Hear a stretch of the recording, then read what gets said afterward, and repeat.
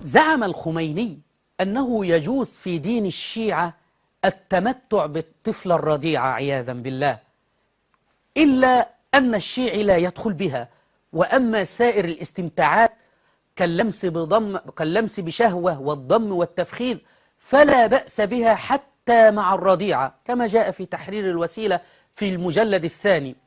حتى خرج علينا فتى بريطانيا المدلل ياسر الحبيب وأقر بذلك الكلام وقال نعم يجوز التمتع بالرضيعة، وافترى وقال أن أهل السنة والجماعة يفتون بذلك عياذا بالله. فالمشاهد قائمة على الإباحة حينئذ.